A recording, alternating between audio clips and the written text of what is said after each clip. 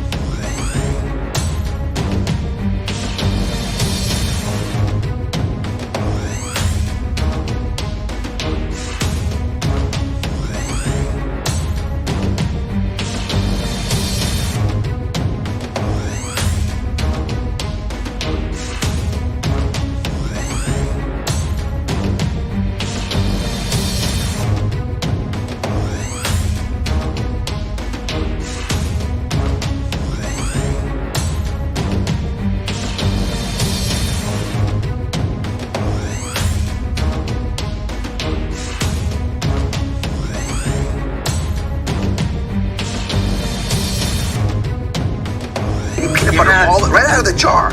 Mehmet, Jiffy Peanut Butter, and the Reese's Pieces chocolate spread. Put it together on the spoon. You will hear angels singing, I swear to you.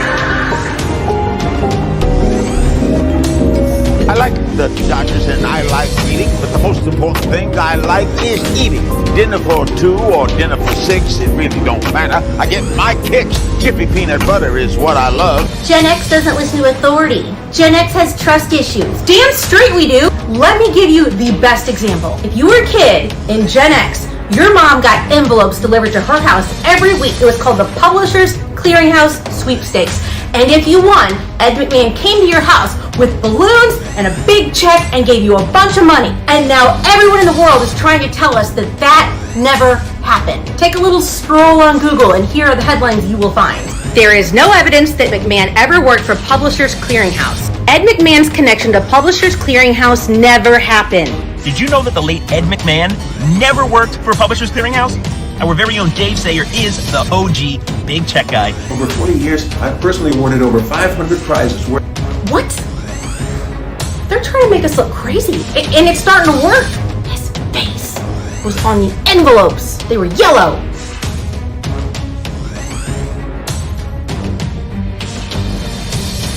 They're telling us it didn't happen. And that he worked for some other generic-ass company and never delivered checks for them either. We know the internet's been wiped of it. We're not crazy. You can think we are, but we're not. I'm gonna be an old lady in a nursing home rocking in the corner. Ed McMahon was on the prize patrol because it fucking happened. And you wonder why we have trust issues.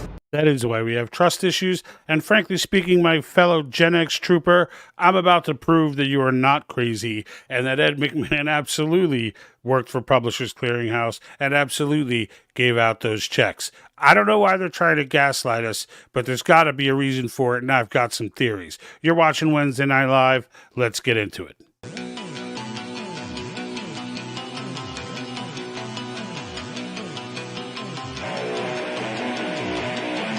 Doesn't anyone notice this? I feel like I'm taking crazy pills! I don't want you to write. I don't want you to write to your congressman because I wouldn't know what to tell you to write. I don't know what to do about the depression and the inflation and the Russians and the crime in the streets. All I know is that first, you've got to get mad. Has the whole world gone crazy? Am I the only one around here who gives a shit about the rule? You have the luxury of not knowing what I know. I want you to get up now. I want all of you to get up out of your chairs. I want you to get up right now and go to the window, open it, and stick your head out and yell, I'm as mad as hell, and I'm not going to take this anymore! All right. Welcome back, folks. Welcome back to another Wednesday Night Live. I just want to, I'm going to get into this Mandela Effect thing because I don't know how familiar you guys are with it. My daughter had mentioned it to me about some Disney stuff, and I just kind of blew it off. But when I saw that woman, who's like my favorite person right now on Instagram, she's just such an awesome representation of Gen X. How are you, Arthur? Good to see you over on Facebook. So, hold on a sec here. Sorry, my phone's just going off. So, this Mandela effect kind of bugged me out though, and I've been listening to these different ones and looking at different things. And if you don't know what the Mandela effect is, it's basically a mind screw. So what they're suggesting is that there are these things that are out there that millions of people have believed to be true, and that they're just not. They're just not true. And for whatever reason, millions of people believe that they're true. Now, they usually stay in the lane of some sort of movie quote or something along those lines, which is much more believable. Like if you look up and you Google Mandela effect, you're going to see, top 40, top 50 Mandela effects. And most of them are like, so I'll give you an example. Like one says, Captain Kirk never actually said in any episode, "Beam me up, Scotty." Okay, that's probably true.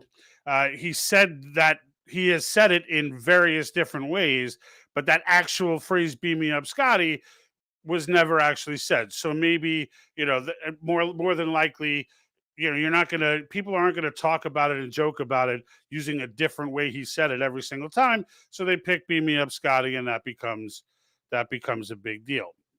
But then, or Luke, this one I still have to look into actually. They're saying Luke, "I am your father" is not what he said. That Darth Vader actually said, "No, I am your father." Stupid little stuff like that. That mirror, mirror on the wall from the witch in Snow White, and what she actually said was "magic mirror on the wall." And you go back. What got me about this stuff is that when you go back and try and find it, it's scrubbed from the internet. Now, the two that got me the most were, one, they were saying there's never was a such thing as Jiffy Peanut Butter. I said, no way. No, of course there was. I'm not buying that, right? And I can get into that one as well. There's tons of evidence that there was. But you tell this to the younger generations that didn't live through this stuff, and it doesn't seem as crazy. So, but that being said, the one that really got my goat, and I actually took the time to find evidence of it. How are you, Norm? Good to see you over on Facebook. The one that I actually took time to look at was Ed McMahon. They're saying, for all my Gen X and Boomers, they're saying Ed McMahon was never with Publishers Clearinghouse. That just wasn't a thing. And I'm just like, what? That he never gave away the checks. His face wasn't on the whole nine. And it's just nonsense. It's just nonsense. And I have a theory as to, because the question is, why would they do this, right? Like that's what you got to ask yourself. Why? Why would they do this? And folks, let me know if my video is syncing with the audio right now. If someone could just drop that in the comments, because I've been struggling with this software and I haven't found anything new. And there are times where I look fine to myself, but then I watch it later and I realize it was off sync. So I don't mean, if that happens, I apologize. I don't mean to torture you guys with that. But anyway, they say that Ed McMahon never did that. And I'm just like, it's nonsense. And I'm going to show you the proof. I went and found it. I actually went and found it because I'm like that woman who does those Instagram videos on Gen X, you're not gaslighting me to that level. And I think there might be a reason why this is going on, because there's actually effort made on the internet now to scrub all remnants of Ed McMahon and Publishers Clearinghouse. You can't find stuff anywhere, and except in some places, there are nooks and crannies where whatever AI they used to try and wipe the internet clean of this situation, it didn't think to get rid of some of this stuff that I have. And one of which is Ed McMahon actually saying it himself. So I'm going to get into that. Before I do, I want to just make sure, guys, the vast majority of viewers that I get each week do not follow or subscribe. So if you could do me a favor, if you're one of those people and maybe you've watched before, or maybe you're into what we're talking about now, you could do me a great favor by simply following. If you're on Facebook, this is also streaming to Rumble and YouTube. So any of those platforms, it would definitely be appreciated if you could go ahead and click that button. And then I also want to make sure I announce before anything else. I talked about this a lot last week. The Convention of States simulation is begun. Okay, so they started today, and it'll be going on today, tomorrow, and Friday. Friday is the day. Friday's the day that it's going to live stream. And I encourage and I am imploring everybody to try and dial in to that live stream, because I'm telling you, like I talk about it all the time, how we've been deprived of physics. We've been deprived of civics, all of us, all right? From the late boomers through all of Gen X, we've been deprived of it. We got social studies that is not civics, and they purposefully, okay, and this is a part of the whole, Yuri Bezmenov ideological subversion. Part of those tactics was to uneducate us about our system. All right. And it's why people call it a democracy, even though it's absolutely not a democracy, and it's a constitutional republic. But most people don't know that. Most people don't know. They don't know it because I don't blame everybody for it. I did that one video where I took the clips of people, and even Trump was in those clips. What we're trying to do is save our democracy. Like when you purposefully keep people ignorant, okay, it goes a long way. And this Mandela Effect piece is a part of it too. We'll get into that. But when it comes to Convention of States, this is an opportunity for everyone to see in action. Yes, it's a simulation, but if you don't know what Article 5 is and how powerful it is, there's a reason for that. People were trying to keep this type of information away from you. But the fact that we have the power to restrict the power of the federal government without asking for permission, without having to win an election, without having to do any of that we can, through our state legislatures, through our local legislatures, absolutely, when all on the same page, can amend the Constitution to do things like the three things that are going to be brought up in this simulation, which are the three topics that we have 19 states on board for already. And that's term limits for all federal officials, government overreach of power and authority, and the last one is fiscal restraints. All right. So watching how all of this plays out is significant. So it's significant both from the standpoint of learning. Michael Arnold, how are you, sir? Slightly out of sync on Facebook. All right, I will take that into consideration. This is good on YouTube, so I'm not sure what's the deal with Facebook, but maybe I'll do a refresh in a little bit. But I want to get this off. If it's annoying anyone, I'll do a refresh. Just let me know. But that being said, when it comes to those three top priorities, right? Now, some of you may say, well, the border is my top priority, and that's perfectly legitimate, right? But it's not in this particular convention, right? We can, once this is done and the precedent is set and we see how it's going to work, right?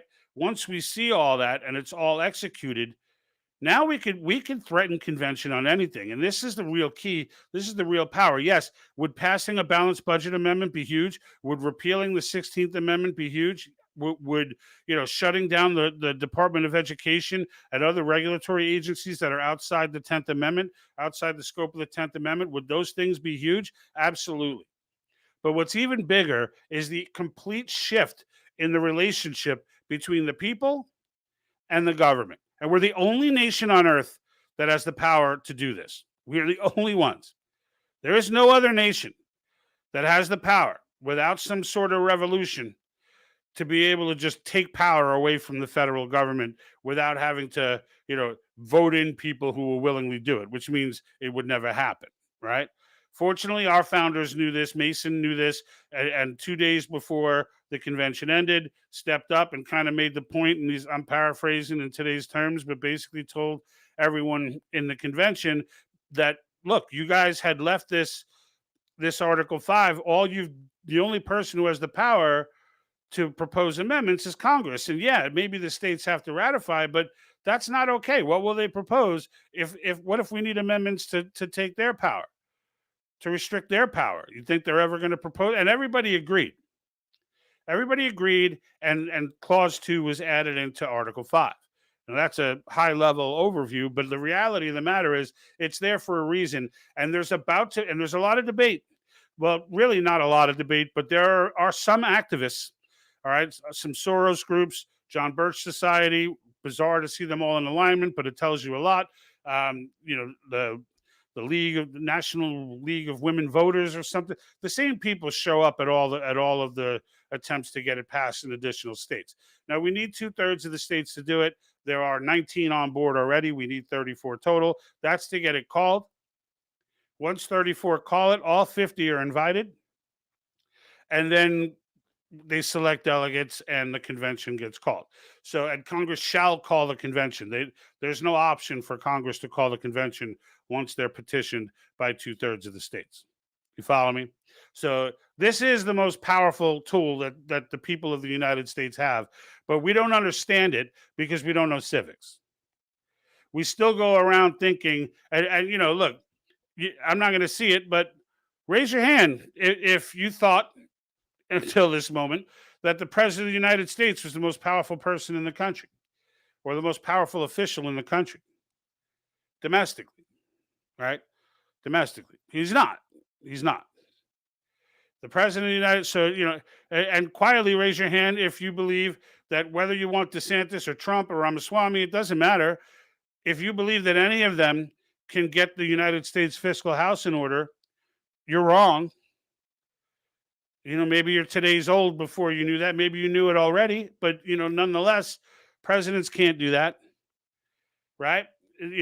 Shut down the Department of Education, shut down, OSHA and the rest of these federal agencies, everything that comes outside the scope. It takes them all to do that.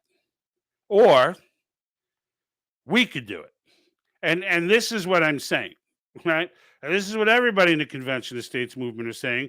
And you see in the bottom here, it's over here. Sign the petition. Sign the petition.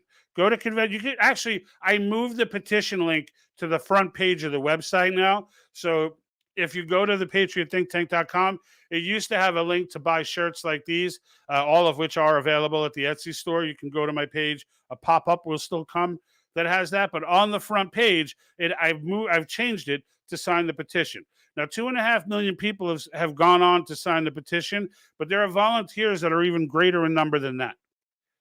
And what I'm telling you is show your force in your state. Sign that petition. They'll send a letter, and your local legislator in your district will get that letter. Click volunteer. It's someone local to you, no matter where you are in the country.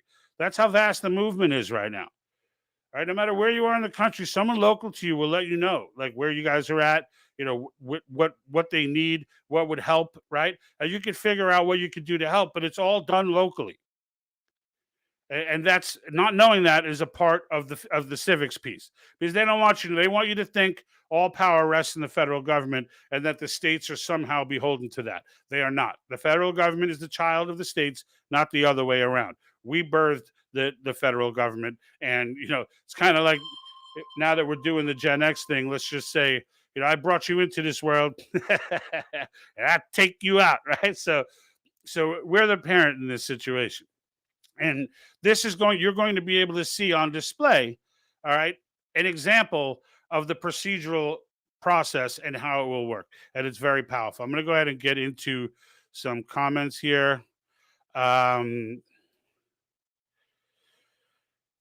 All right, so Michael Arnold, who is the regional director, he's in the Northeast. He covers, Michael covers, 5 or 6 different states there: Massachusetts, Pennsylvania, a few of Jersey. So day one of the convention is underway. Yeah, so they started today. They're getting out they're getting situated today, getting out some of the dirty work, convening on their own in groups, and the different teams of delegates. Now, one of the things you may notice when you dial in, at least if it's accurate to what I read, they're pre-selecting 1 to 3 delegates per state, or commissioners per state. Excuse me. 1 to 3. Now, in a real convention, a state can appoint as many commissioners as they wish. There's no limit. It's not like it has to be between 1 and 3. They could put in 12. Now, all 12 of them, they only get 1 vote for that state. But if you want to put in a larger group to discuss the issues and get into the logistics and think of scenarios, my opinion is the more the merrier. right? As long as they're educated people, the more the merrier. But yeah, so it has officially begun. Joyce, how are you today? Here we go. Here's what Mike covers. He covers Pennsylvania, New Jersey, Delaware, all right, Maryland, and Illinois. So all the way up to Illinois. So that's a group. That's a grip of states right there. So let me see. So most of you said that the audio is coming in fine, so I appreciate that as well. But anyway, folks, I'm going to get into this Mandela effect, but I wanted to start off with this because I know it's very difficult to keep people's attention, and I want to make sure anybody who pulls this up gets that. I put the link in the description for the stream. It's not the direct link to the stream, but it's the direct link to Convention of States on the page that discusses the simulation. So any paths you need to take, you can find there. All right, so just throw in the comments how many people have heard of this Mandela effect, because I literally I knew about it, but I didn't know how much gaslighting was going on here.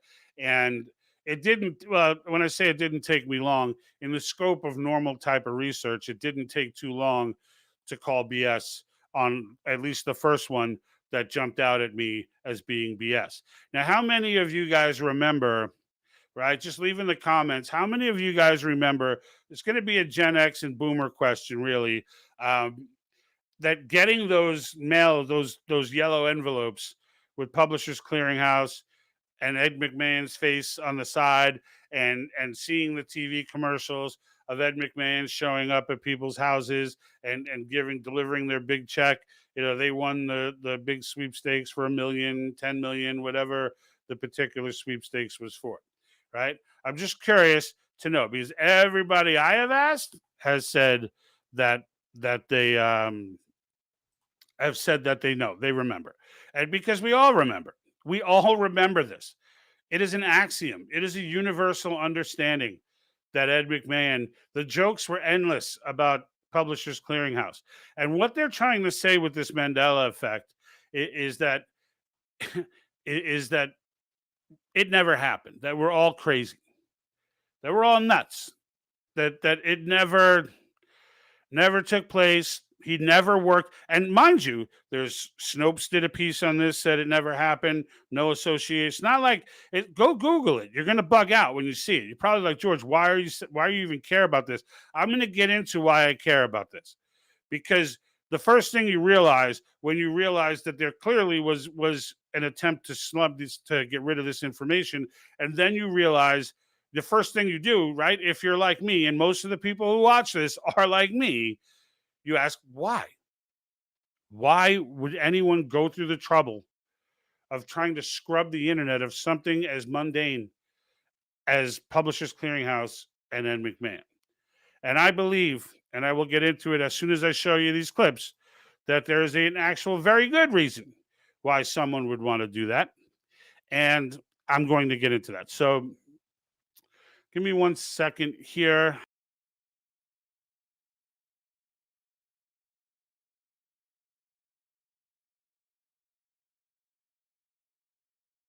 Voila. Okay, so I'm going to get into, I want to show you, for those of you who may have spent some effort to try and find what exactly, let me see if I lost everybody. I'm showing I went from 22 to 0 there in like instantaneously, but nope, everyone's still there. It's just not showing on my end. Okay, so now I have no idea how many people, oh, there we go. Okay, they're all back. So how many of you actually tried to look? How many, like, first of all, I don't even know if everybody heard this. You might be hearing it right now and being like, what? They're saying what? Yeah, that's what this is Jiffy Peanut Butter. They're saying Jiffy Peanut Butter never existed. It's all in our head, and that it was always Jif. And they even got the company Jif to come out and say it was never Jiffy. And I think there may be some accuracy there, because I think it might have been two different companies. But I'm still looking into the Jiffy thing. But I know it existed. It absolutely did. Cool Life says if they're trying to scrub everything off then there's something they're trying to hide. Yeah, and that's my point, right? Because I want to get into it with Ed McMahon, because Jiffy I didn't find yet, so I didn't go. I found some stuff. I found a lot of documentation, a lot of people referring to it, a lot of things like that, all anecdotal. I want to find some actual evidence for that. But for Ed McMahon, I did find the evidence. For Ed McMahon, the evidence is actually pretty clear. And here's one, okay, where, you know, if they did use some sort of AI to try and wipe all this stuff off the internet, then the AI wouldn't have caught something like this, which is why why I'm insane and I find stupid stuff like this. But now that stupid stuff has come in handy. Here's Johnny Carson as a guest on the Dave Letterman show. You will see him not only make reference to the whole Publishers Clearinghouse, but make reference specifically to Ed McMahon with a Publishers Clearinghouse check. Our next guest is one of the members of the cast of the television program over there.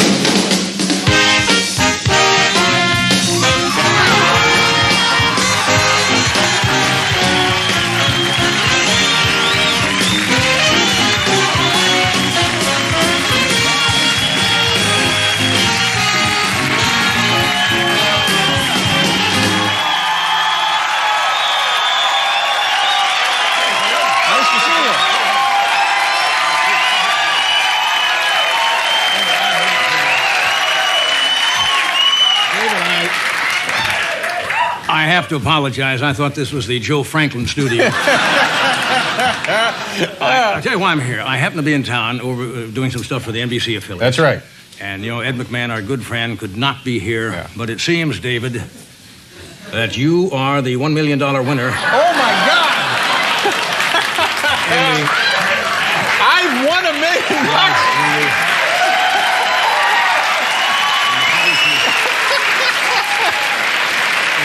What are the odds that I would win the sweepstakes?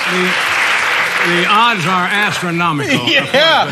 Well, geez, screw GE then, huh? Isn't that nice? Ed would have been here, but he's in Hawaii with some member of the female species. We're not quite, it's hard to keep track of Ed. Yeah. We're trying to get the McMahon law passed in California, where there's a 7-day waiting period before you purchase an engagement ring.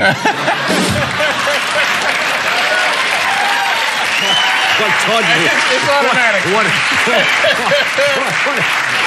What a tawdry thing to do. Yeah. Anyway, how you doing? Pretty good. Now you actually began things just across the hall, didn't you? We had 6B. Yeah. Now you're what? Is this 6A? That would figure. Yeah. How many years did you work over there? 10 years. We so started October 1, 1962 till 72. We went to California. All right, guys. I don't know.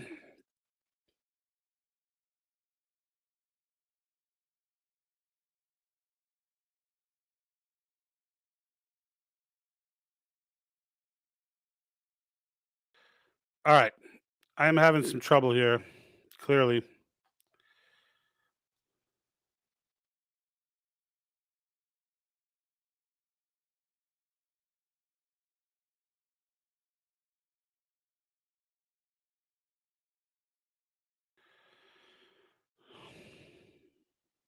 Sorry, folks. Give me a moment. It's this damn software. It's never a dull moment.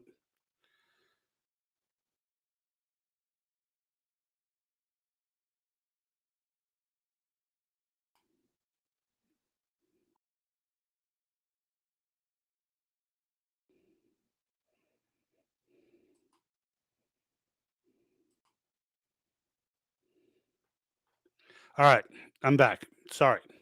There was a issue there with this thing was going into virtual background. I don't know what the hell it was doing, but it wasn't working with me. So in case I'm going to show the video again because it's key and it's kind of pivotal. And I don't know how it looked to you guys when it showed because it kept freezing on my end. So I want to just make sure this is kind of the whole piece.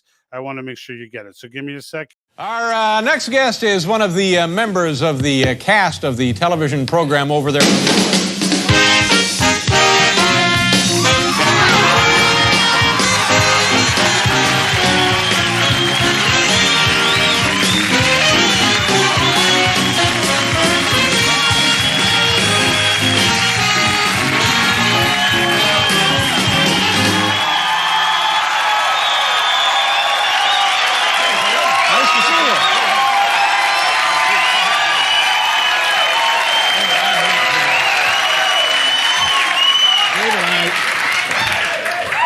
have to apologize. I thought this was the Joe Franklin studio.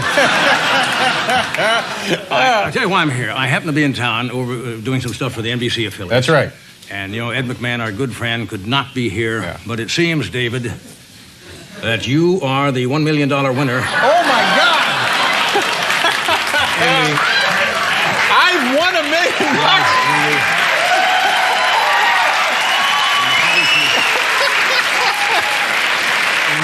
What are the odds that I would win the sweepstakes? The odds are astronomical. Yeah. Well, geez, screw GE then, huh? Isn't that nice? Ed would have been here, but he's in Hawaii with some member of the female species. So you see how you saw the check, right? You see on the check it says Publishers Clearinghouse. They're joking about it, and then he says Ed would have been here to deliver it himself. Like, here's the problem I have, and I have one more, right? So I have one also that I found where Ed McMahon is actually joking about it himself and talking about specifically like showing up at people's houses. And I want you, so if you hear people saying this stuff, folks, like just know you have this video to go back and reference because it did happen. It did happen.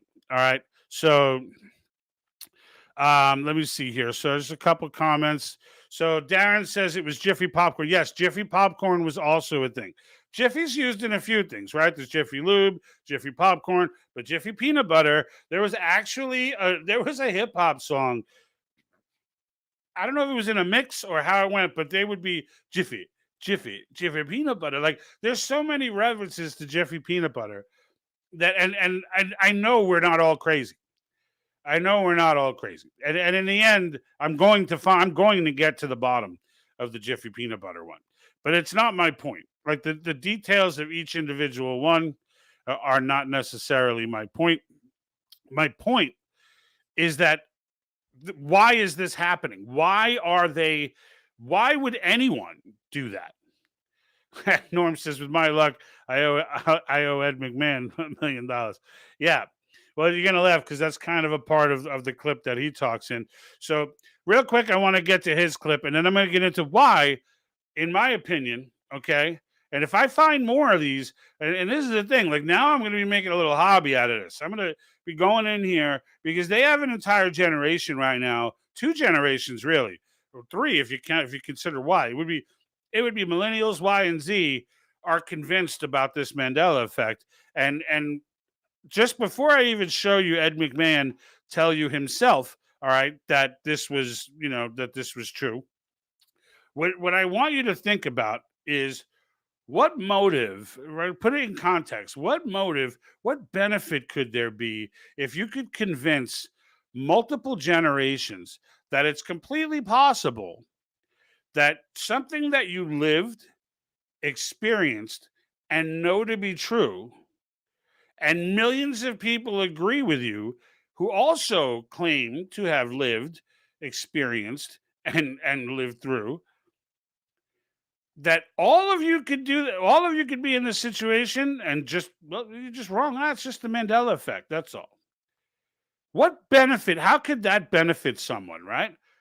Like, just wrap your head around that for a moment, and I don't think it's going to take you long to figure it out.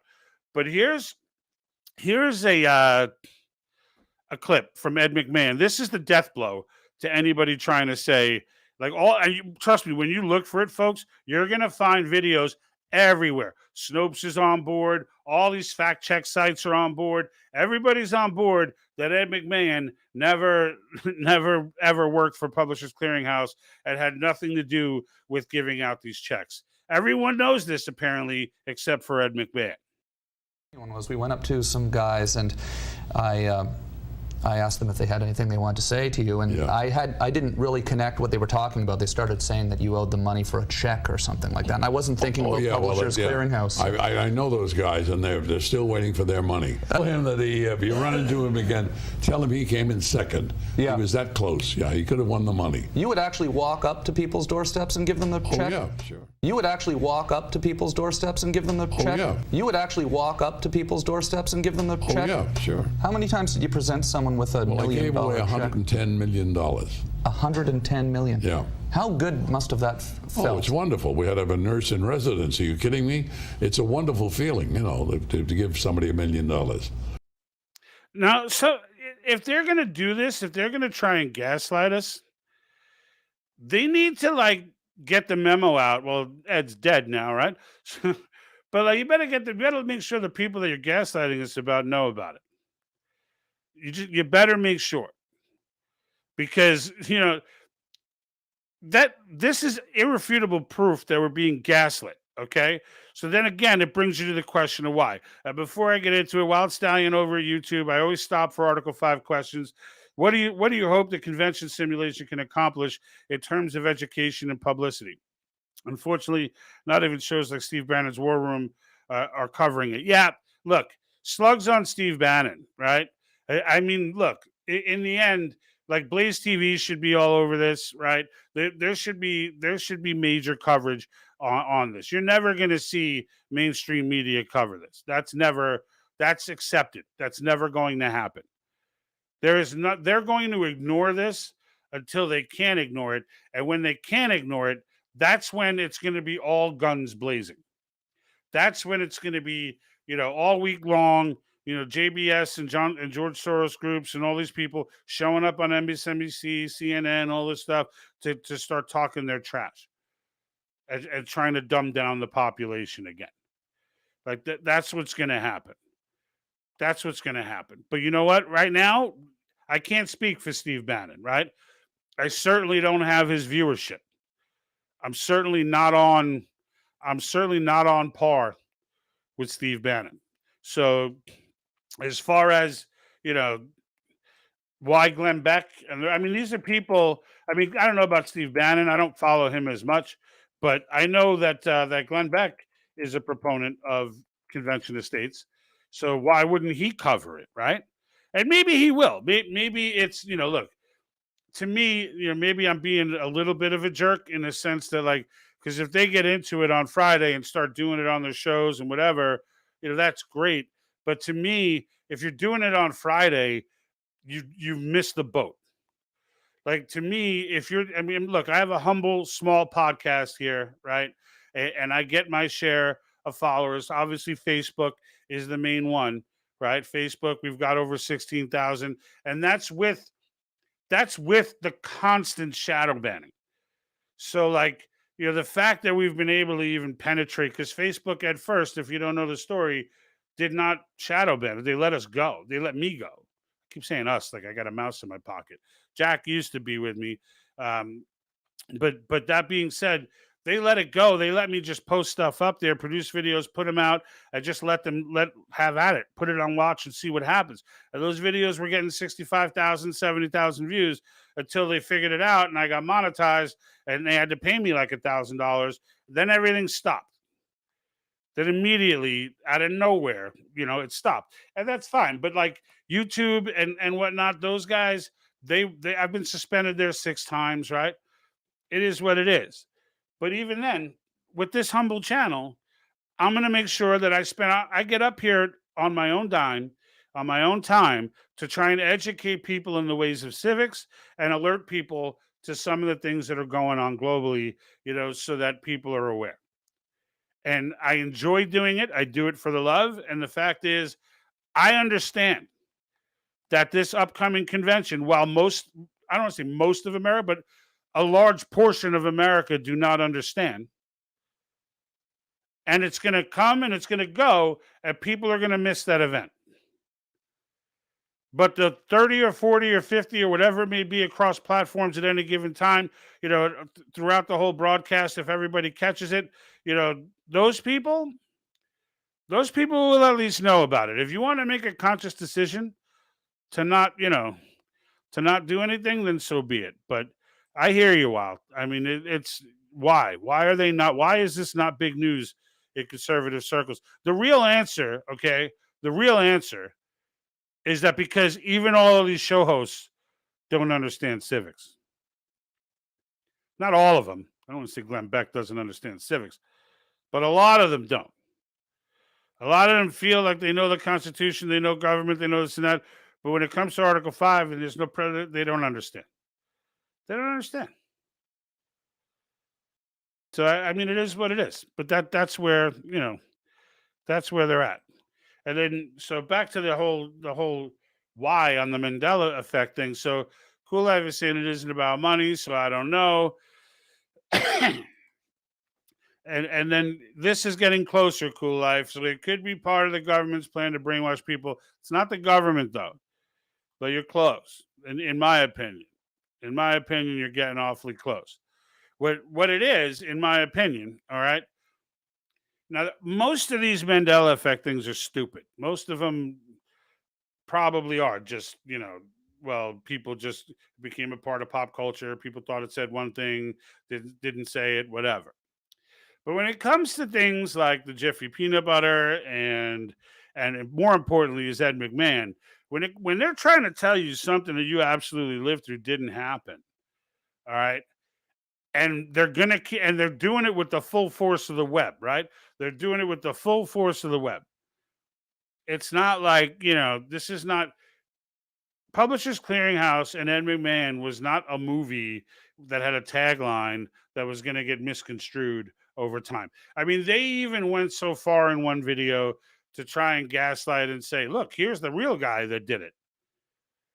And like everyone's just said, you ask anyone from Gen X, do you remember or boomers? You remember the Publishers Clearinghouse envelopes? Who was it that was endorsing? Every single one of them is going to tell you Ed McMahon, and it's not because of some collective psychosis. It's because it was true. And I just showed you that it was true. So then the question becomes, why? Why would you do this? Well, you would do this because if you look at the way Marxists and the way communists operate and how they go about trying to take over individual nations, it's all psyop, all of it. All right. Ours has been going on for 70 years because we have this thing called the Constitution, which has made it incredibly difficult for them to just finish. They can't finish because they can't control, unlike these other nations where they could just take over the press. They can't do that here. Yeah, they did. Look, no, but there's still Blaze TV. There's still, there's still Steve Bannon, as you said, and these other people, Redacted, and other people out there who are speaking truth to power. Tucker, right? They can't fully control it. And so what do? You want to set a stage where it's really, I don't think it's really about Gen X. I think they just need to discredit Gen X. I think they kind of, need to make Gen X sound like they're a little bit loopy, right? But aside from that, what it's really about is, look, there's nothing I can't convince you of if I can make you believe that it's normal, all right? Because this Mandela effect is fairly new, all right? It's not like this has been, I mean, they'll tell you, oh, this goes way back, but ain't nobody talking about Mandela effects back then. All right, and the reason they call it the Mandela effect, by the way, is apparently there are a ton of people, none of whom I've ever met, who think that Nelson Mandela died in prison in the 80s. I don't know who these people are. There's a part of me that feels like that's completely made up, but it is what it is. Michael Scunciano, how are you, sir? So isn't this possibly dangerous, the Convention of States, because of the possibilities that there is corruption? Michael, that is an excellent question. And as always, I will stop the broadcast and whatever I'm doing for an Article 5 question. So the answer is, well, number one, the answer is there's some element in danger in everything. But that being said, this ain't one of those. This ain't one of those things to be worried about. All right, there's no element when we say possibly dangerous. The only thing I can imagine is that you've heard some of these runaway convention theories. The reality of the matter is, Michael, is there are so many safeguards in place, so many safeguards, that the idea, I mean, I want to just give you some perspective of how difficult, even this way, they've been at this for 10 years. We got 19 states on board. Now, mind you, it's because there's a lot of misinformation out there, and it does look Like you may have heard some of it, and when you hear it, as I did it too, right? Like when I first heard it, it's a little scary. It's like, whoa, they say, oh, they're going to overturn the Second Amendment. Oh, they're going to usurp the Constitution and put in some, socialist thing. In order for something to get across, two things have to happen. All right. One, well, a few things have to happen, but two that I'm going to mention. One is that number one, they have to keep the topic that gets put at hand, the amendment that gets proposed needs to be within the topic range that is set forth in the resolutions. Now, at the patriotthinktank.com, I have all the resolutions that have been written yet. Okay. And they're all listed per state. Okay. And one thing you will notice, and you can save some time, you don't have to open them all because they're all identical. They all have the same three topics in them. And I got an email, it wasn't personally to me, but it was an email from Convention of States that was basically breaking down the states who actually put legislation on top of that. Now, they don't have to do this, but they actually put legislation on top of their resolution so that stating if their delegate or commissioner should go off the rails and start to, divulge in topics not assigned to them, that there would actually be legal penalties for that. Potentially jail time, whatever. That's 10 states right there. Now, mind you, even if that's not necessary, because the reality is whatever they come out of the convention with, okay, needs to get ratified by no less than 38 states. Now, just wrap your head around how hard that is to do and how universal these topics need to be. Like you're not going to get in there, all right, and start throwing out crazy stuff and expect to bring it out to 38 states. There are 99 individual state legislatures in this country. I'll put it a different way. 99 of them. And of those 99, only 13 individual houses, right? Not because if one house votes against, that state is not voting for it. They're not ratifying it.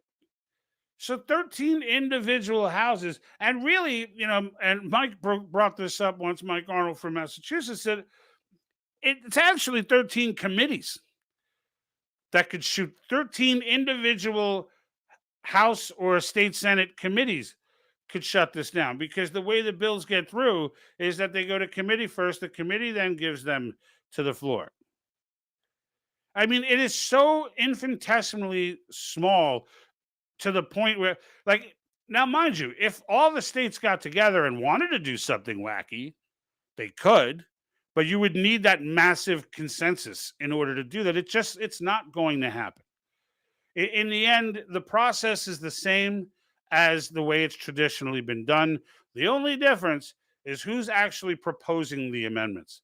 And in this case, we are removing Congress from having the ability to propose these amendments, which is necessary because Congress will not propose these amendments. And Congress has made it clear for a half a century, and that's being lenient, that they're not going to legislate these situations. They've made it clear that we're going to keep sending money to Ukraine. We're going to keep, next time there's a crisis, we're going to print our way to oblivion. According to them, we're going to CBDC. Right? Like, this is how they think. And the way they feel right now is that it's been so successful. And when I say they, keep in mind, okay, the powers that be that are advocating for this sort of thing, these people are all beholden to the CCP. Do not get that twisted. The CCP has spent 3/4 of a century implanting our government with people. Well, really, the Soviets did it for the first portion up through 1990. But the CCP was right there at the fall of the Soviet Union to pick that up and continue that influence on and fill that void. And as a result, we are where we are today. And everybody acts shocked. Everybody acts like it's, I don't understand. How did the world get the way it is today? It did not just get this way. This has been a work in progress for 70 years. So, I mean, it is what it is. So, yeah, the CCP, I could tell stories about what they did to get COVID spread. Sure. I mean, they stopped all transportation. All flights coming into China, stop. All flights going out of China, perfectly okay. Listen, there's no scenario, all right? And I'm going to tell you right now, Trump scared the crap out of me when he did that interview a week or so ago, and they asked him how you're going to bring these people. They're talking about China and all this, and he went and said, like, China doesn't hate the United States. They just love China. And I'm like, no, they hate the United States. Like, we cannot go through another Chinese leader, another CCP leader, acting like they want to be, like they just want China to be successful. They're not anti-United States. They have been anti-United States since 1949. It is well documented now what Mao had written, what Mao was saying, what Mao believed in. It's just nonsense. It's just nonsense. And the reality of the matter is, and it's not just Trump. He just happened to say it, and I didn't expect to hear it from him, so it threw me back a little bit. So I'm like, if you don't know, how could you have worked and been in that position and not know that China is the existential threat of our day? How could you not know that? Like, that bothered me. But he's not the only one. Many of the people running right now, many of the people in Congress, many of the people, period, do not fully understand that. And it drives me insane. They're the ones manipulating the UN. The UN is the one manipulating the WEF. Klaus Schwab is not leading anything. Klaus Schwab is some doo-doo professor who they put a freaking 80s villain costume on because he had the right accent and rolled him out there to go be everybody's boogeyman. I had put out plenty of videos on Klaus Schwab and how I thought, what I thought about Klaus Schwab and trying to inform people about Great Reset and things like that before I realized the goals of the CCP and the goals of the WEF should be, and they should be, opposing forces. They are not. And then you look into it further and further and you start to realize this is all the same game. It's all the same game. And the fact of the matter is, whether or not, I don't know why I'm getting these chats on the side here. I didn't do anything to make that happen. I definitely have to work on this software, although it's kind of cool, but I have no idea how to make that work. So anyway, the CCP is running that whole game. And they've been doing this for 70 years, and we've been playing this game in my generation, Gen X. Yes, Gen X, as we pat ourselves in the back a lot, and we deserve a lot of it, but sometimes we're guilty too. And same thing with the boomers. I mean, put this in perspective. Ayn Rand wrote Atlas Shrugged in like 1957, which means when she came here when she fled communism to come here and saw the same seeds being planted here, we're talking mid-50s. Mid-50s. That's a long time ago, folks. Long time ago. What Yuri is telling us, okay, right here, what Yuri was telling us is, yeah, the hippies were their first successful generation. Comrade Andropov was ecstatic when he saw how the hippie generation played out with all of their anti-America. America is the problem. Patriotism is bad. I mean, they must have been freaking rolling in it when they watched the hippies out there doing their peace, love, and happiness, down with America movement, spitting on soldiers. People are garbage. What do we got? So, but to bring it back to Mandela, to the Mandela effect, if you can convince multiple generations that literally there's nothing that they can believe in, right? Because that's what it's really all about. It's convincing generations. It's to throw everything so topsy-turvy that people can't make sense of anything. And if you can convince generations that even though you believe you saw something and millions of people saw it with you, then it doesn't mean it's true. It does not mean it's true, right? Just wrap your head around that. because in the end, if you can empower yourself to put a generation of people in that predicament, there's nothing you can't change in history. Nothing. You can completely, they think they rewrote it now. Oh, no. No, sir. They haven't even started to get into all that. So let's see what we got here. Wild Stallion over on Facebook. Mark Meckler has been on Tim Pool, Tucker Carlson, and Steve Bannon shows in the past. Yeah, they show stuff. I'm not saying they don't, they don't show anything. I'm just saying I don't look. I see Article 5 as being it's the only solution. Okay? What we are facing, all right, domestically, right? Not even counting the CCP's globalist psycho plan that I just got done talking about.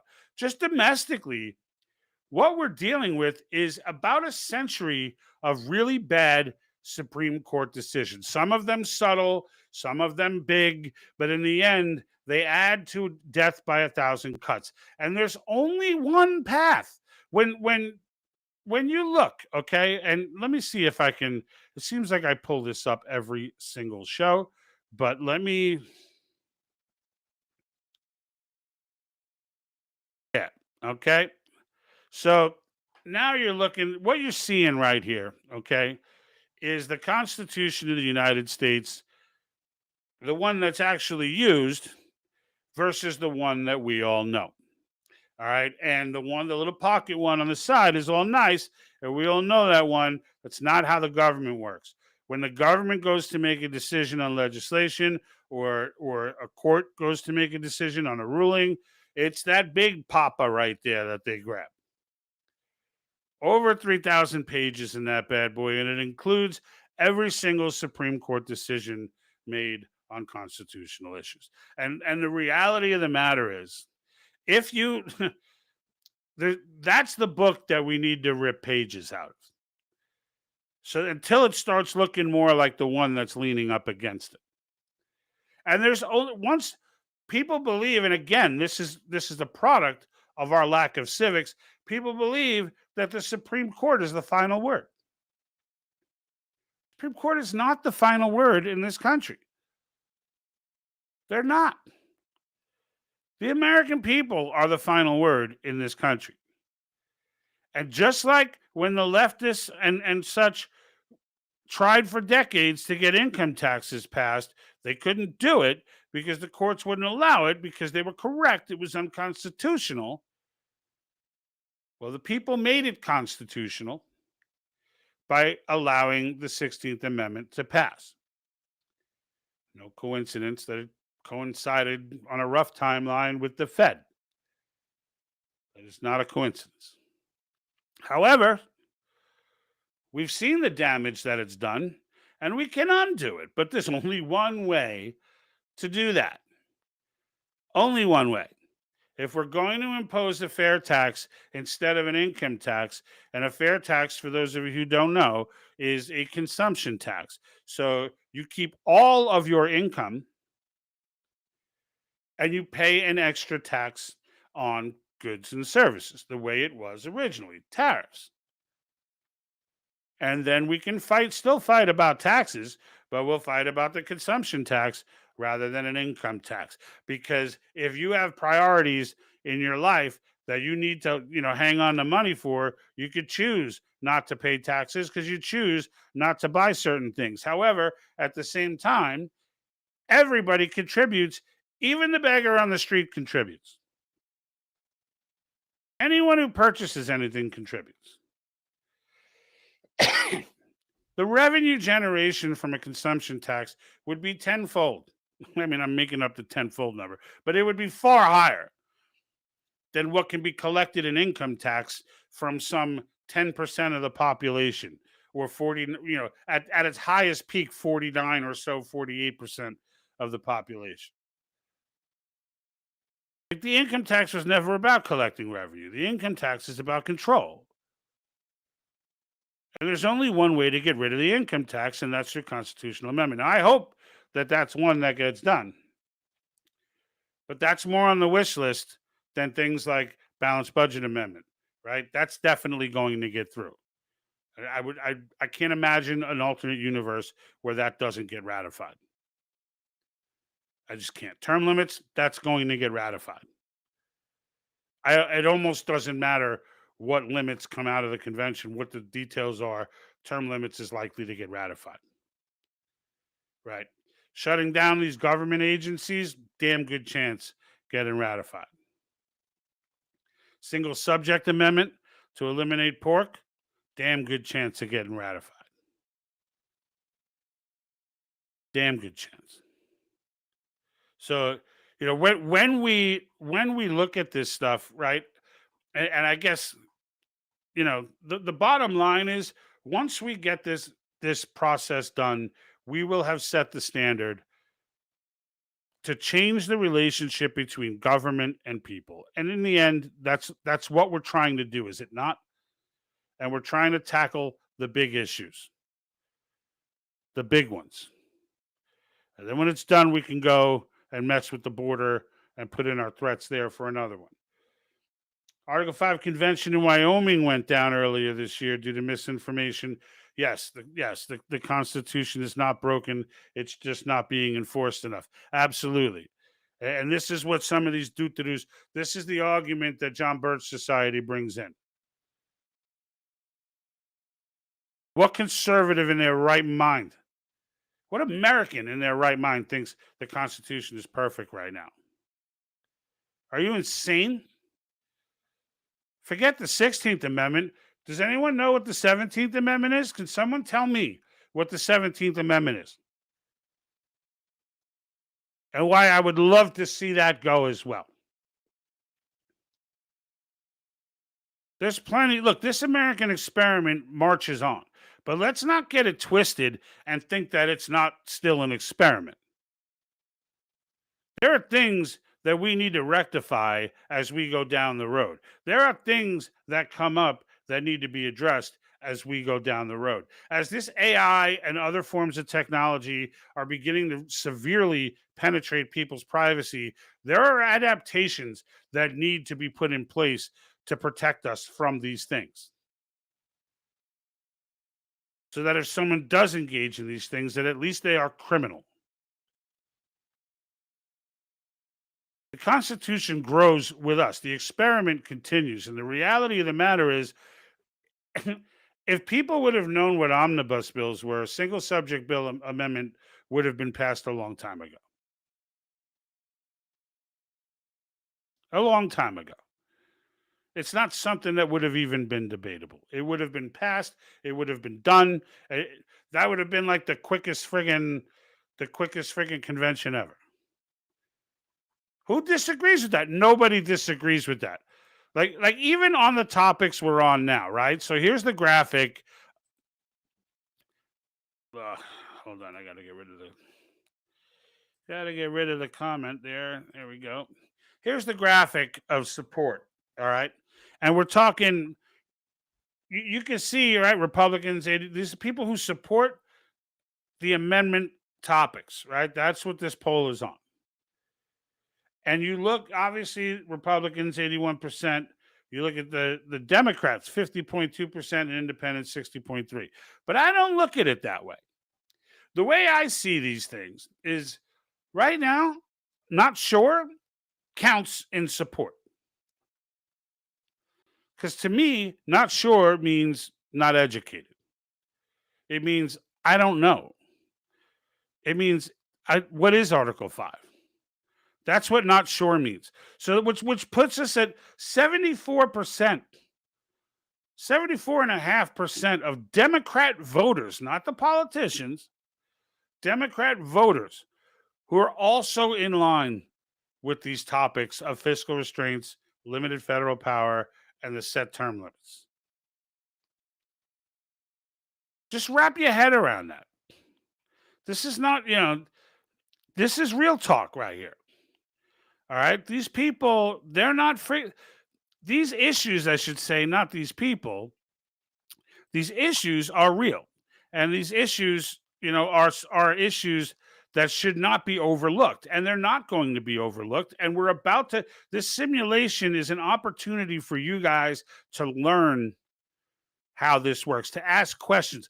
Always come back on. Look, you see how I stop? I'm talking about Mandela Effect, and I stopped twice for comments on convention of states and completely reverse course. Because if you haven't noticed from the background that I'm rocking here, right? If you haven't noticed from that, my main focus is right here. Because this is it. I don't understand why everyone is not. I don't understand why I'm on this island. I don't understand. I'm not on an island, but I mean, from a podcaster standpoint, I'm on an island.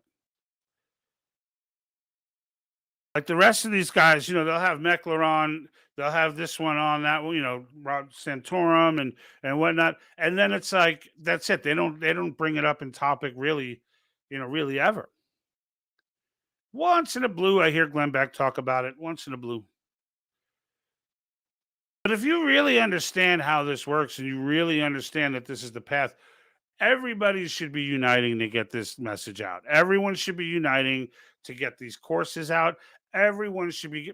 Look, you could go to COS University, okay? It's available. I have links to it on my website. You can go there. It takes you right to the Convention of States page for COS University. And then you can go in there and watch the videos, educate yourself, sign the petition, do something, right? Do something. And once you educate yourself, now you can contribute the same way I contribute. I mean, I contribute financially as well. I do have a monthly recurring donation, but in the end, even if you can't do that, you also can contribute the same way by just informing others, by just teaching people. You teach someone, that person teaches someone else. You teach 3 people, they teach 3 more. Like, that's real talk. We cannot continue to blindly walk through this idea that we're just somehow going to have a revolution at some point is insanity. It's insanity. This is the time to take lessons from people like Martin Luther King, because you can bet your butt that the government is dying for us to just start revolting and start. They're dying for people to just go, because now you can see that's what they're going to do. See these animals? The clips are going to be there endlessly, right? Of course, you're going to have the one idiot run out with a racist sign. Look, he represents everybody, and that's what will happen. You'll be giving them the optics to continue to move forward. That is not the path. That is not the path. And the beauty of this is it doesn't really matter whether it's Trump or DeSantis or Ramos. It doesn't matter. It doesn't matter. Like, presidents have roles. It's not like presidents are irrelevant. But on the existential issues like this, there's nothing they can do. There's nothing they can do. Period.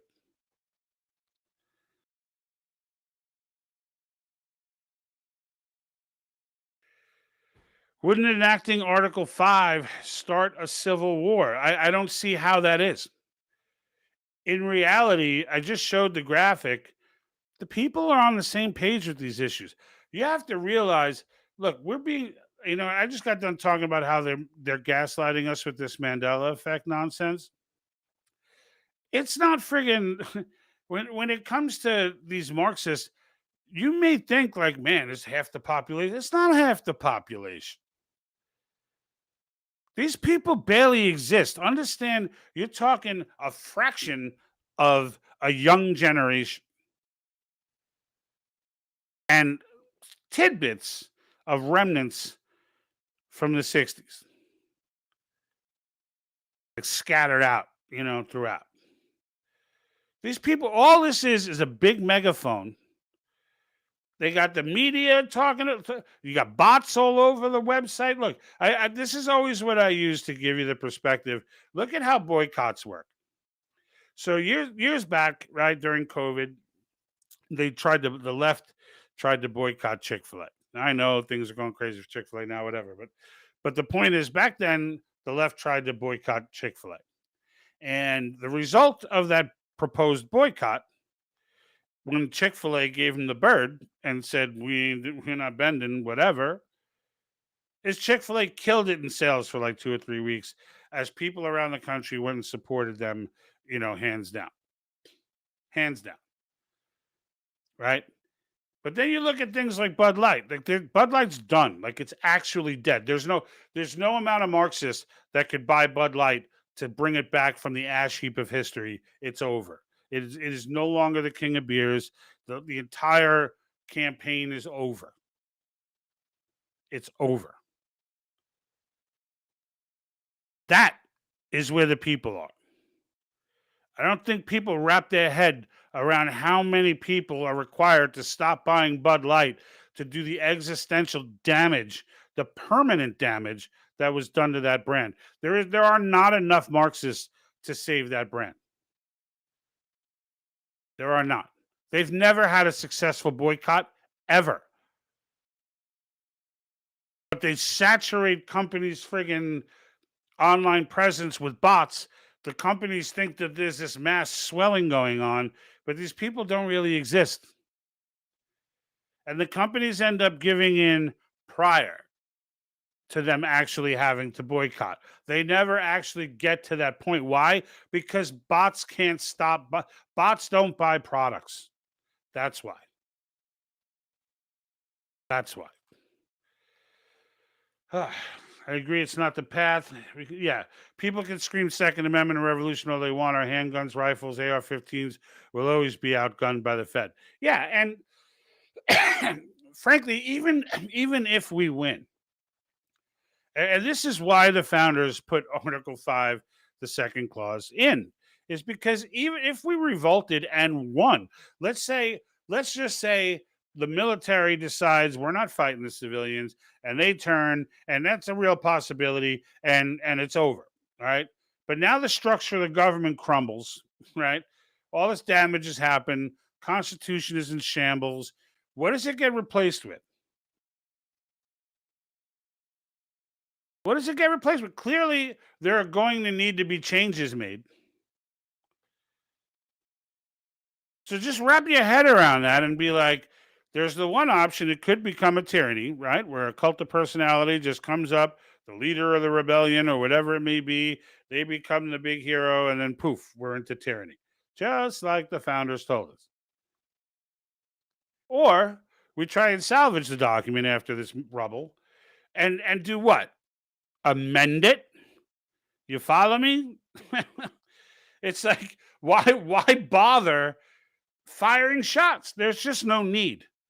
It's just ridiculous. There's a clear constitutional path to take it all back. Trust me when I tell you, we impose term limits, fiscal restraints.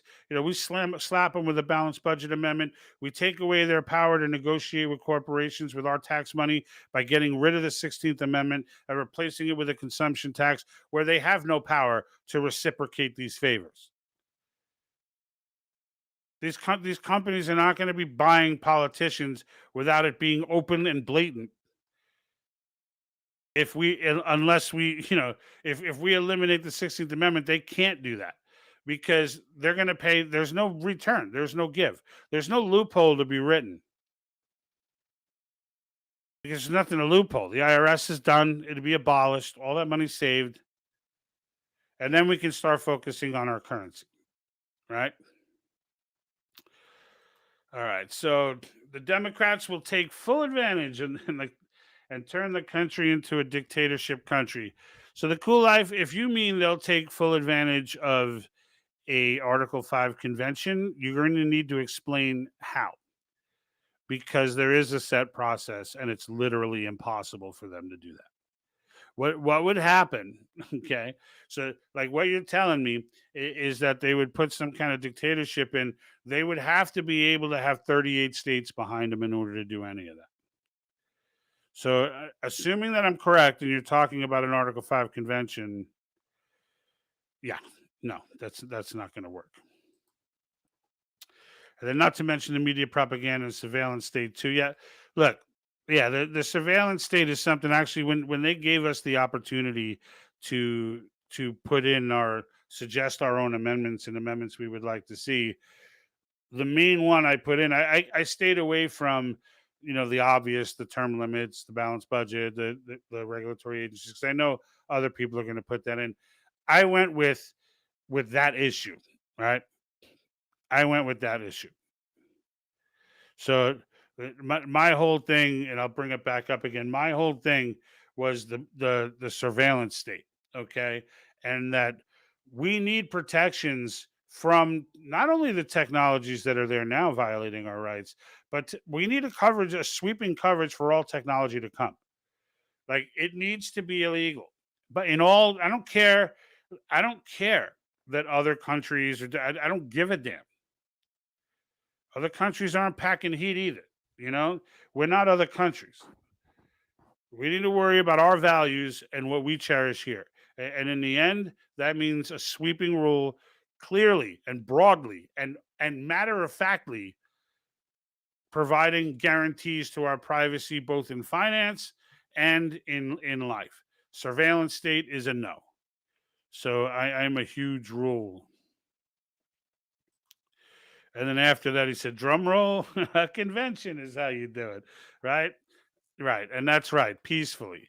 And that's what it's about, folks. That's what it's about. It's about doing it peacefully. And for those, the link is in the description on all platforms. So whether it's Twitch, Rumble, YouTube, or Facebook, the link is in the description. So definitely click on that. Get yourself engaged. You can go to my website. I have a direct link there for signing the petition. There's a direct link there for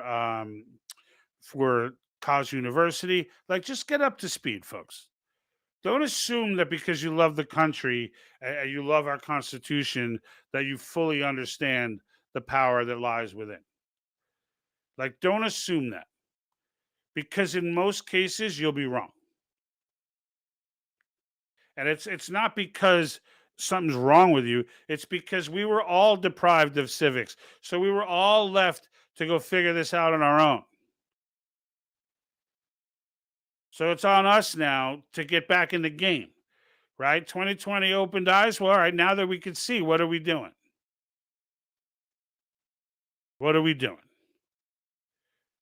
And I hope to God the answer is we're calling this convention. I don't hope to God, because it's going to get called.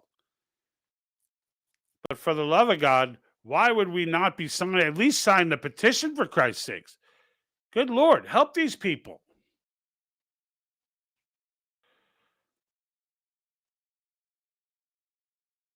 Sorry, I'm just reading through a couple comments here.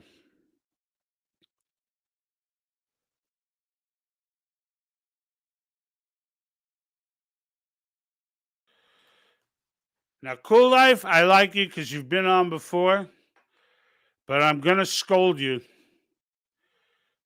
for saying defend our democracy. I'm going to do this 100% of the time to everybody, so don't take it personal. This is not a democracy. It's a constitutional republic. And it's not even I don't even want to hear it's kind of the same thing. It's not a democratic republic. It's a constitutional republic. And I hate to put you on blast because it's just not right, but it is right, because people need to hear it. And the more times people hear it, the less likely they are to make that mistake.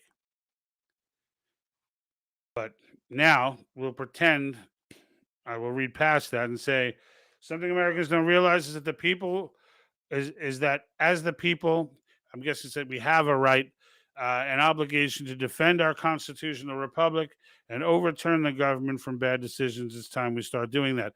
Well, the thing is, we don't need to overturn it. We just need to fix it. It's broken. If we overturn it, we could put new people in. It's not going to fix it. Like Donald Trump, Ron DeSantis, Ramaswamy, whoever, they're not going to fix the broken government. They don't have the ability to do this. This is what I'm trying to get across to people.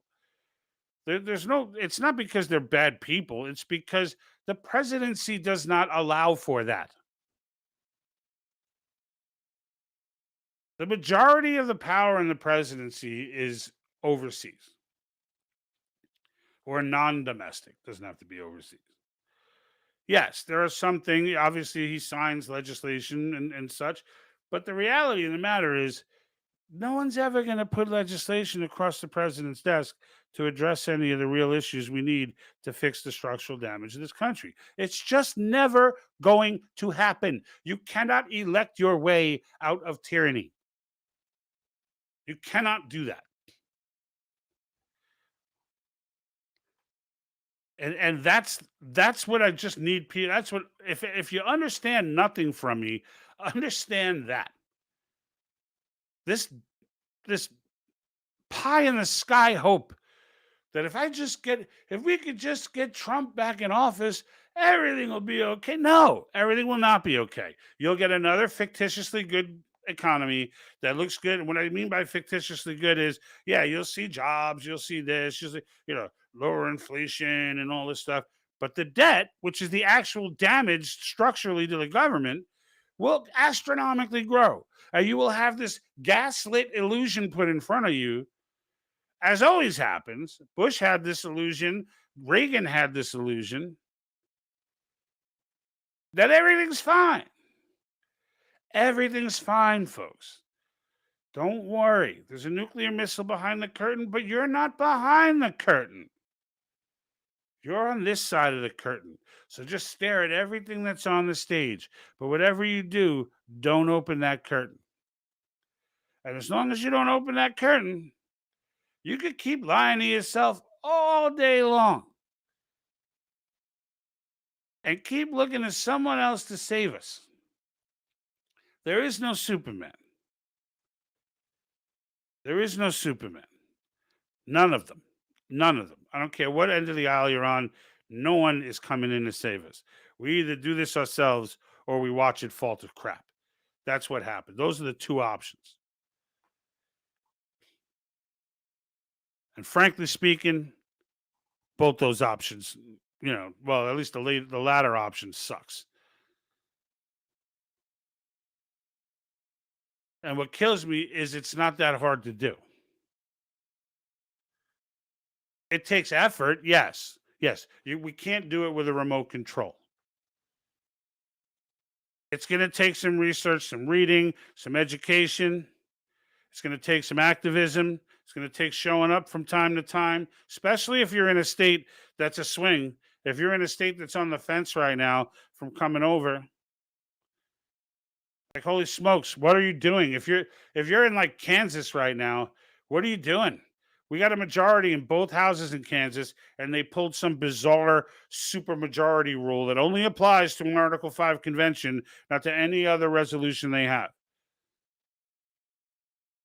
Like, grassroots should be proverbially flipping tables. I don't mean literally. I just mean they should be freaking up at arms and getting down there and protesting and getting in people's ears and meeting people, talking with people, figuring it out, making it known that they are coming in mass.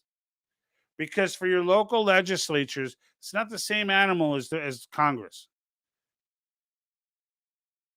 You can have a lot of influence there, and it doesn't even take. It's some of these districts, there may be 30 or 40,000 people. Heck, in one in New Hampshire, there was only 3,000.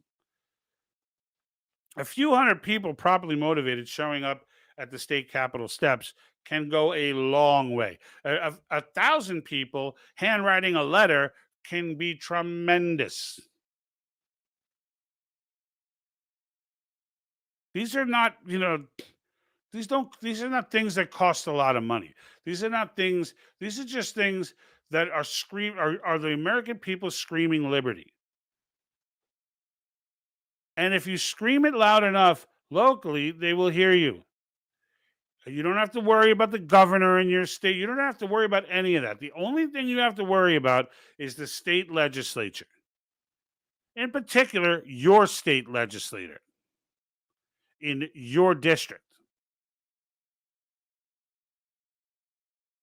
This is how the country was designed to be run. Not federal government law, Trump's state law. It does, unless the state says, I ain't doing it.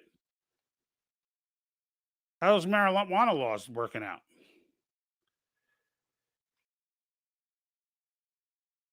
Let me see what we got here as far as comments.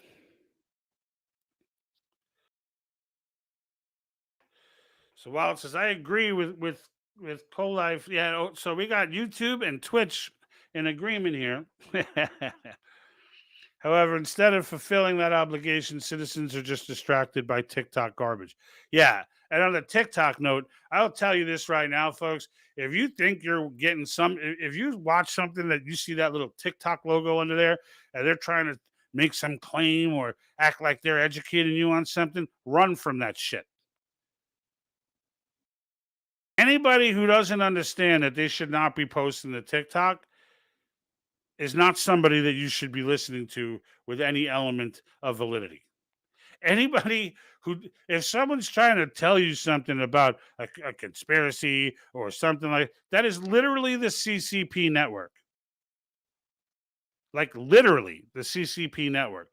If you're watching these shorts and this other stuff, reels and shorts and whatever, and you see that TikTok logo on the bottom of the screen, just shut it off. Keep scrolling.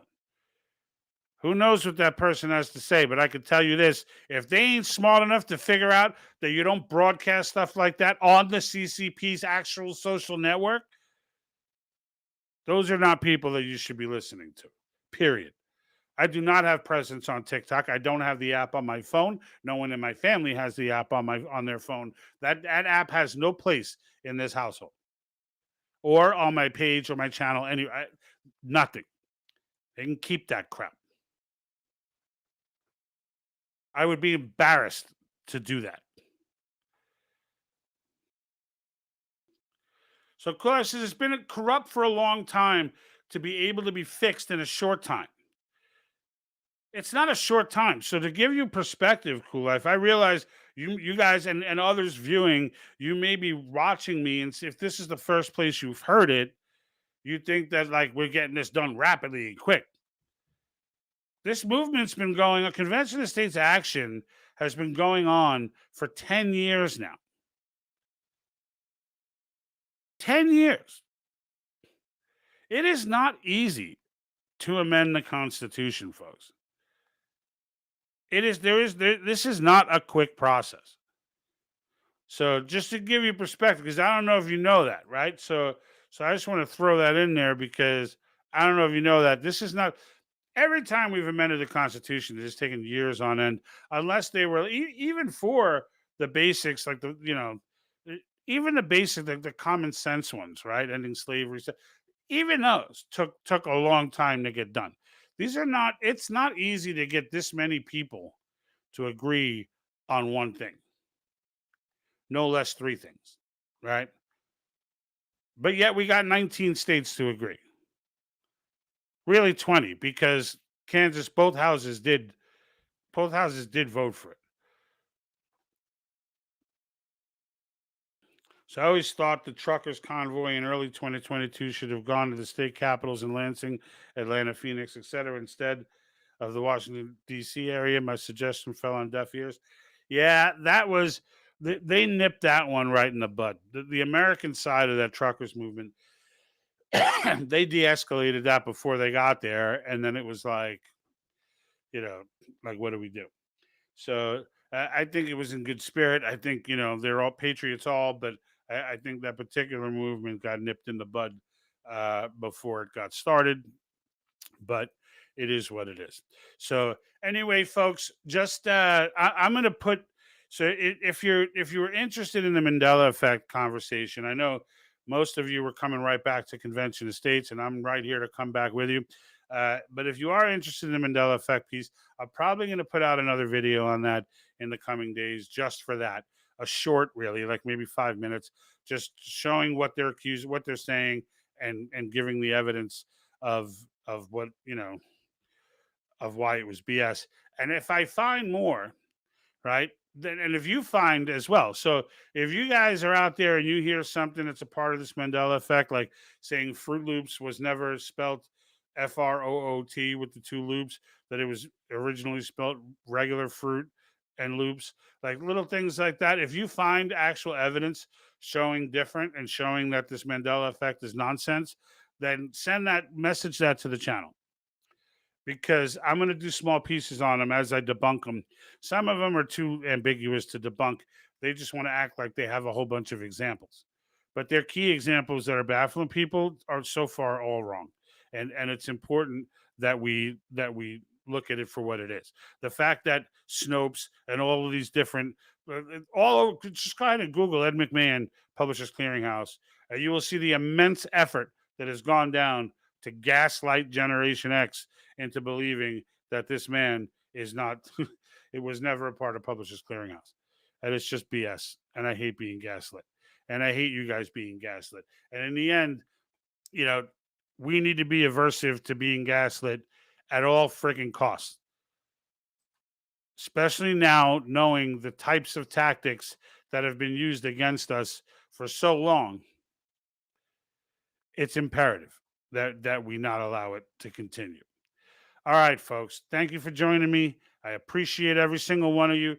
Make sure you follow, subscribe, especially on the Rumble channel, because you know what? We're trying to grow that channel, and sometimes I get a lot of play there, sometimes not as much. But in either case, even when we get a lot of play, I'm not getting the subscription. So show me some love, man. Hit me up with a few clicks.